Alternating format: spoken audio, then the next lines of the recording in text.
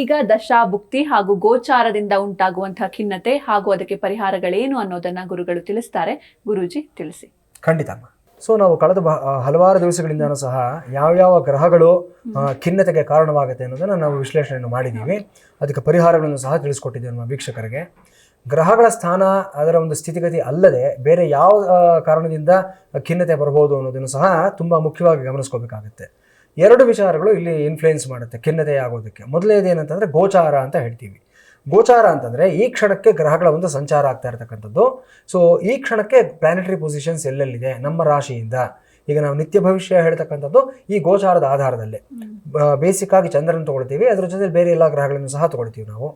ಈ ಗೋಚಾರದ ಫಲಿತಾಂಶದಲ್ಲೂ ಸಹ ಕೆಲವೊಂದು ಬಾರಿ ನೋಡ್ತಾ ಇರ್ತೀವಿ ನಾವು, ಕೆಲವು ವ್ಯಕ್ತಿಗಳು ಒಂದು ಟೆಂಪರರಿ ಫೇಸ್ಗೆ ಈ ಒಂದು ಡಿಪ್ರೆಷನ್ಗೆ ಹೊರಟೋಗ್ತಾ ಇರ್ತಾರೆ.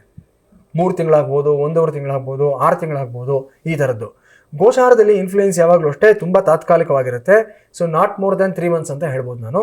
ಬಟ್ ಅದಕ್ಕಿಂತ ಇನ್ನು ಸ್ವಲ್ಪ ಪ್ರೊಲಾಂಗ್ಡ್ ಆಗಿರೋಂಥ ಡಿಪ್ರೆಷನ್ಸ್ ಯಾವಾಗ ಬರುತ್ತೆ ಅಂತಂದರೆ ದಶಾಭುಕ್ತಿಗಳ ಇನ್ಫ್ಲೂಯೆನ್ಸ್ ಇದ್ದಾಗ.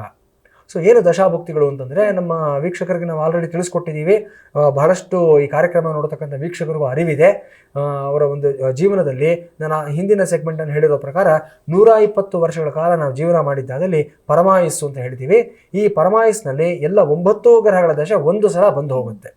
ಸೊ ಈ 9 ಗ್ರಹಗಳಲ್ಲಿ ನಮಗೆ ಕೆಲವು ಗ್ರಹಗಳು ನಮಗೆ ಶುಭ ಗ್ರಹಗಳಾಗಿರುತ್ತೆ, ಕೆಲವು ಪಾಪ ಗ್ರಹಗಳಾಗಿರುತ್ತೆ. ಎಸ್ಪೆಷಲಿ ಈ ಪಾಪ ಗ್ರಹಗಳು, ಮ್ಯಾಲಿಫಿಕ್ ಪ್ಲಾನೆಟ್ಸ್ ಅಂತ ಯಾವುದನ್ನು ಹೇಳ್ತೀವಿ ನಾವು, ಈ ಗ್ರಹಗಳ ದಶೆ ಮತ್ತು ಭುಕ್ತಿ ಬಂದಾಗ ಡಿಪ್ರೆಷನ್ಗೆ ತುತ್ತಾಗುವಂಥ ಒಂದು ಸಾಧ್ಯತೆಗಳಿರುತ್ತೆ. ಇಲ್ಲಿ ಹಲವಾರು ಕಾಂಬಿನೇಷನ್ಸ್ ಇರುತ್ತೆ ನಮಗೆ.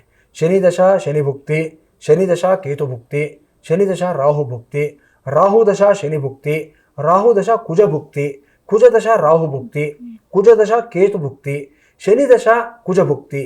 ಈ ಥರ ಹಲವಾರು ಕಾಂಬಿನೇಷನ್ಸ್ ಇರುತ್ತೆ. ಈ ಕಾಂಬಿನೇಷನ್ಸ್ ಬಂದಾಗ ಏನಾಗುತ್ತೆ ಅಂತಂದರೆ, ಮೊದಲನೇದಾಗಿ ಮನುಷ್ಯನಿಗೆ ನಾಸ್ತಿಕ ಆಗೋಗ್ತಾನೆ ಅವನು. ಅಲ್ಲಿವರೆಗೂ ತುಂಬ ಚೆನ್ನಾಗಿ ದೇವರು ದಿಂಡ್ರು, ಪೂಜೆ, ಭಕ್ತಿ, ಶ್ರದ್ಧೆ ಎಲ್ಲ ಇರುತ್ತೆ. ದೇವಸ್ಥಾನಗಳಿಗೆ ಹೋಗ್ತಾರೆ, ಪೂಜೆ ಮಾಡಿಸ್ಕೊಂಡು ಬರ್ತಾ ಇರ್ತಾರೆ, ಅಥವಾ ಮನೆಯಲ್ಲಿ ತುಂಬ ಒಳ್ಳೆ ಪರಂಪರೆ, ಒಳ್ಳೆ ಕಲ್ಚರ್ನಲ್ಲಿ ಬೆಳೆಸಿರ್ತಾರೆ.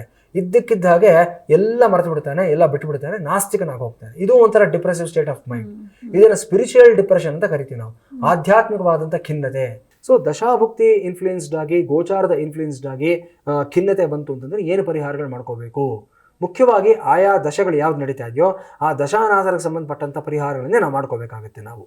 ಸೊ ಈಗ ಫಾರ್ ಎಕ್ಸಾಂಪಲ್ ಶನಿ ದಶೆ ನಡೀತಾ ಇದೆ, ಕೇತು ಭುಕ್ತಿ ನಡೀತಾ ಇದೆ ಅಂತಂದರೆ ಶನಿ ಕೇತು ಸಂಯೋಗದಲ್ಲಿ ನಾವು ಯಾವ ರೀತಿ ಅಡ್ರೆಸ್ ಮಾಡಬೇಕು ಅನ್ನೋದೇ ನೋಡ್ಕೋಬೇಕಾಗುತ್ತೆ.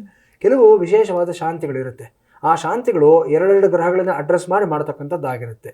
ರಾಹು ಕೇತು ಶಾಂತಿ, ರಾಹು ಕುಜ ಶಾಂತಿ, ಶನಿ ಕುಜ ಶಾಂತಿ, ಶನಿ ಕೇತು ಶಾಂತಿ, ಈ ಪ್ರಕಾರವಾಗಿ ಹೇಗೆ ಮಾಡಬೇಕು ಇಂತಹ ಸಂದರ್ಭಗಳಲ್ಲಿ ಅಂತಂದರೆ, ಮೊದಲನೇದಾಗಿ ದಶಾವರ್ಷ ಸಹಸ್ರ ಸಂಖ್ಯೆಯಲ್ಲಿ ಜಪ ಮಾಡಿಸ್ತಕ್ಕಂಥದ್ದು. ಏನು ಇದರ ಅರ್ಥ ಅಂತಂದರೆ, ಫಾರ್ ಎಕ್ಸಾಂಪಲ್ ಹೇಳ್ತೀನಿ, ಈಗ ರಾಹು ದಶೆ ನಡೀತಾ ಇದೆ, ಯಾರಿಗೊಂದು ಇಟ್ಕೊಳ್ಳೋಣ. ರಾಹು ದಶೆ ಟೋಟಲ್ ಸ್ಪ್ಯಾನ್ ಬಂದು 18 ವರ್ಷಗಳಿರುತ್ತೆ.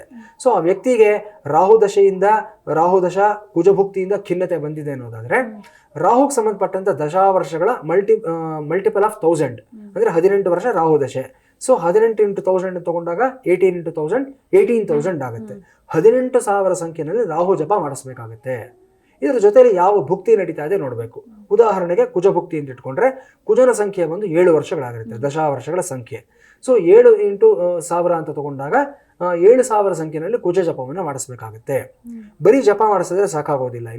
ಇಲ್ಲಿ ಒಂದು ವಿಶೇಷವಾದ ಕಳಶ ಸ್ಥಾಪನೆ ಮಾಡಿ 108 ಔಷಧೀಯ ಗುಣಗಳಿರತಕ್ಕಂಥ ಮೂಲಿಕೆಗಳನ್ನು ಅದರಲ್ಲಿ ಹಾಕಬೇಕಾಗುತ್ತೆ ಆ ಕಳಶದಲ್ಲಿ. ಅದರ ಜೊತೆಯಲ್ಲಿ ಸಪ್ತ ಸಮುದ್ರಗಳು ಅಥವಾ ಸಪ್ತ ನದಿಗಳಿಂದ ತಂದಿರತಕ್ಕಂಥ ನೀರನ್ನು ಹಾಕಬೇಕು. ಅದೆಲ್ಲವನ್ನು ಹಾಕಿ ಆ ಕಳಶದ ಉದಕ ಅಂದರೆ ಕಳಶದ ನೀರು ಏನಿದೆ ಅದನ್ನು ಆಕ್ಟಿವೇಟ್ ಮಾಡಬೇಕು.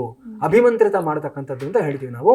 ಈ ಅಭಿಮಂತ್ರಿತವಾದ ನೀರಿನಲ್ಲಿ ಆ ದೇವರುಗಳನ್ನು ಆವಾಹನೆಯನ್ನು ಮಾಡಿ, ಪೂಜೆಯನ್ನು ಮಾಡಿ, ಜಪದ ದಶಾಂಶ ಅಂದರೆ 1/10ನಲ್ಲಿ ಹೋಮದ ದಶಾಂಶದಲ್ಲಿ ಕ್ಷೀರತರ್ಪಣದ ದಶಾಂಶದಲ್ಲಿ ದಾನ ಮತ್ತು ಬ್ರಾಹ್ಮಣ ಭೋಜನ ಮಾಡಿ, ಕೊನೆಯಲ್ಲಿ ಆ ಕಳಶದ ನೀರಿನಿಂದ, ಆ ಎಲ್ಲ ಮೂಲಿಕೆಗಳು ಹಾಕಿರತಕ್ಕಂಥ ಕಳಶದ ನೀರಿನಿಂದ ಅವರಿಗೆ ಸ್ನಾನವನ್ನು ಮಾಡಿಸ್ಬೇಕು. ಈ ಥರ ಮಾಡಿದಾಗ ಆ ಒಂದು ಎಮೋಷನಲ್ ಡಿಪ್ರೆಷನ್, ಆ ಖಿನ್ನತೆಯಿಂದ ಹೊರಗಡೆ ಬರೋದಕ್ಕೆ ಅನುಕೂಲ ಆಗುತ್ತೆ ಅವರಿಗೆ.